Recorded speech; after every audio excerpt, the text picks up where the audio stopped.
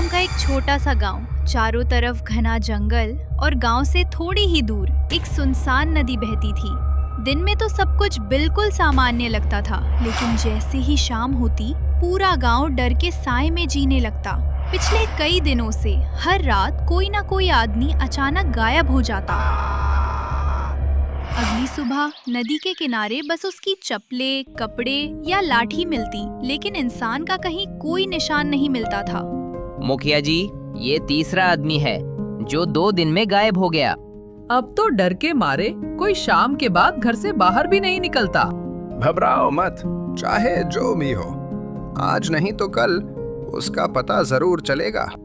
लेकिन गांव वालों को क्या पता था कि मौत हर शाम चाय बेचकर उनका इंतजार करती थी। सुनसान रास्ते के किनारे एक छोटी सी चाय की दुकान लगती थी। दुकान चलाती थी एक खूबसूरत औरत जिसका नाम माया था।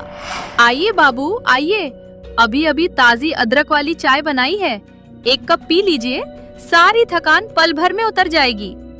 उसी समय गांव का रामू वहां पहुंचा। सच कहूँ, चाय की खुशबू तो बहुत बढ़िया आ रही है। अच्छा, एक कप मुझे भी दे दो। जरूर बाबूजी। रामू ने जैसे ही आखिरी घूंट पिया, उसकी आंखें भारी होने लगी। ये क्या हो रहा है? मेरा सिर, मैं इतना कहकर रामू वहीं जमीन पर गिर पड़ा। आखिर एक और शिकार मेरे जाल में फंसी गया। अगले ही पल माया का चेहरा बदलने लगा। उसकी आंखें लाल हो गईं, बाल हवा में उड़ने लगे और लंबे लंबे नुकीले दांत बाहर निकल आए। अब उसके सामने कोई औरत नहीं, बल्कि एक खूंखार चुड़ैल खड़ी थी।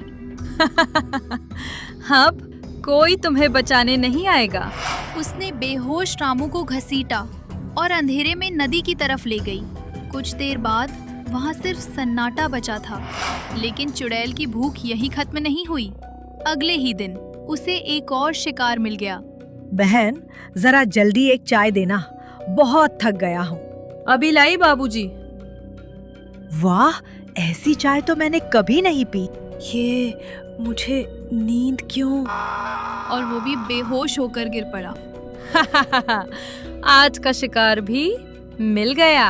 अब हालात इतने खराब हो चुके थे कि शाम होते ही पूरा गांव अपने दरवाजे बंद कर लेता था। आज पंचायत बैठेगी और जब तक सच सामने नहीं आएगा, कोई घर नहीं जाएगा। मुझे तो लगता है जंगल में कोई भूत रहता है।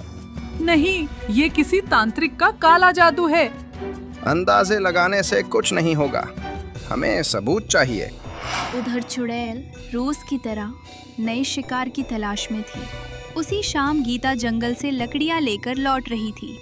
अरे बाप रे, आज तो बहुत देर हो गई।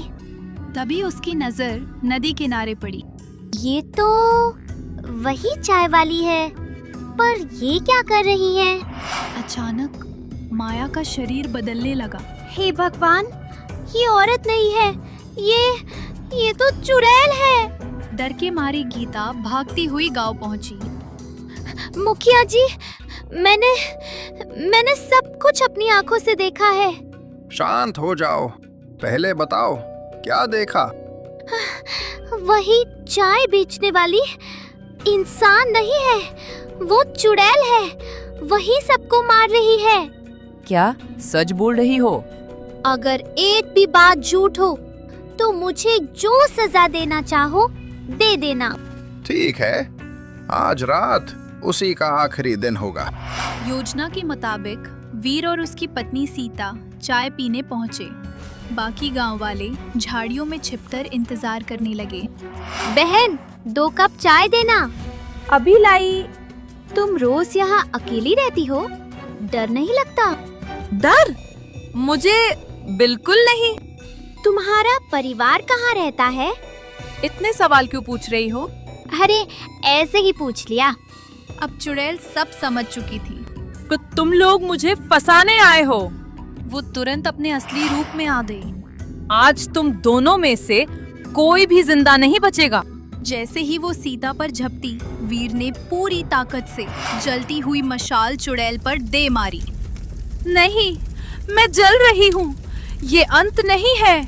मैं फिर लौटूंगी और अपना बदला लेकर रहूंगी।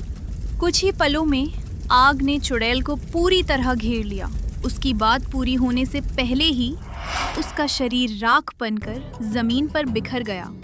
उस रात के बाद उस रास्ते पर फिर कभी कोई चाय वाली दिखाई नहीं दी और ना ही कोई आदमी रहस्यमयी तरीके से गायब हुआ।